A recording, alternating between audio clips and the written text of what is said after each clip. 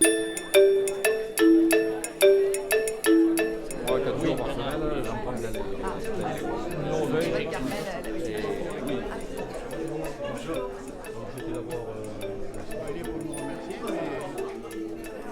seule contrainte, c'est le temps. Vous avez 40 minutes. J'avais le projet de monter mon atelier, d'ouvrir mon atelier et de changer de vie, donc de quitter ces grandes villes pour retrouver un cadre de vie privilégié, la ruralité, le contact avec la nature, des gens vrais. J'étais dans cette démarche de rechercher un cadre de vie avec plus de qualité de vie pour pouvoir travailler la semaine justement dans un cadre magnifique, paradisiaque. On est vraiment tombé amoureux du lieu, quoi. Et toutes les rencontres qu'on a faites ont été super accueillantes, avec une vraie ouverture d'esprit. Il y avait vraiment moyen de discuter avec ces gens-là. Ils nous souhaitaient la bienvenue, ils nous engageaient à venir s'installer ici, quoi.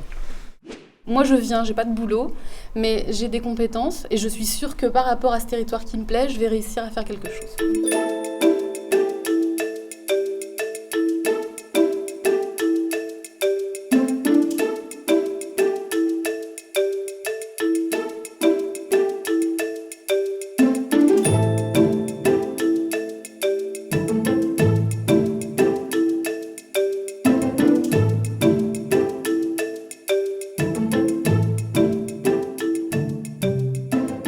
C'est la première fois qu'on restitue un petit peu le champ, je dirais, de l'accueil des nouvelles populations.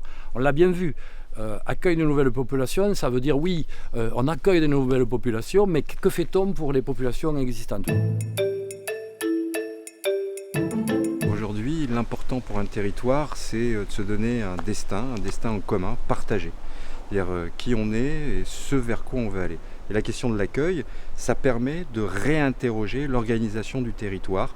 Qu'est-ce qui fait son charme? Qu'est-ce qui fait que ce territoire est attractif? Mais qu'est-ce qui fait que ce territoire est répulsif? Et donc, qu'est-ce qui fait ces nouvelles ressources sur ce territoire? Et j'ai envie de dire que ça, c'est le cœur du sujet. C'est le sens qui fait qu'on va travailler ensemble et on va travailler à tirer dans le même sens. Comment faire un nous avec des jeux?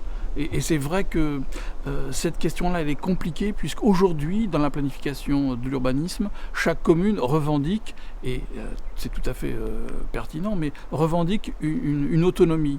Et cette autonomie doit être repensée à l'intérieur d'un projet plus global, et en l'occurrence ici, à 17 communes.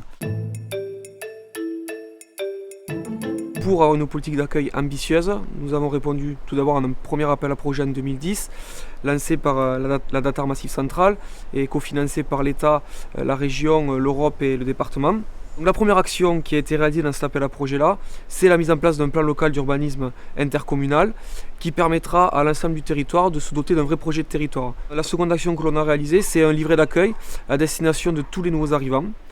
Lorsqu'ils arrivent en QRGA, ils aient le même message, c'est-à-dire où sont les services, que fait la communauté de communes, que font les communes, quels services on met à disposition de ces nouveaux arrivants pour qu'ils se sentent, on va dire, rapidement chez eux. Il y a un réel enjeu à faire un PLUI et pour moi l'enjeu de la journée ça va être de mettre les décideurs en capacité en fait à justement construire un territoire qui accueille. Et ça va passer par l'aménagement et ce qu'on va proposer aux nouveaux arrivants, à savoir les formes urbaines, quel type de logement, où sont les services.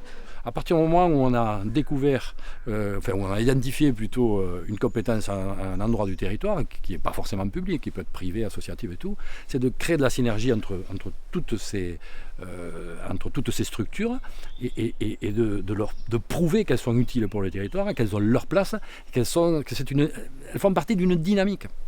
Donc ça marchera si on arrive à fédérer tout ce beau monde. Les territoires ruraux sont à un tournant. Soit ils veulent vivre, soit ils meurent. Donc en QRGA, on a décidé de vivre. Et pour vivre, il faut absolument se doter d'une politique d'accueil ambitieuse. En deux mots, la politique d'accueil, elle a de l'avenir. Elle a de l'avenir. C'est mener une politique locale de qualité, donc d'écoute, de rencontre avec tous les gens de notre territoire. Je reprendrai un peu ce que j'avais développé à l'élection électorale, c'est mieux vivre ensemble. La politique d'accueil, pour moi, c'est indispensable pour maintenir un certain niveau économique sur nos petites communes, sur notre territoire intercommunal aussi. C'est la seule façon de maintenir une population en place. Il faut aussi qu'ils s'intègrent à la réalité de notre territoire, à la réalité environnementale, à la réalité sociale, ce que sont les habitants de ces territoires avec toute leur histoire, la culture locale, le vécu, et donc l'ensemble fait quelque chose de très dynamique et très porteur. La politique d'accueil, c'est être en veille permanente, à l'affût de toutes les opportunités et profiter de ce que notre zone est globalement attractive pour dire aux gens qui s'interrogent, venez, il y a des choses à faire chez nous et en plus vous le ferez dans un cadre qui sera extraordinaire.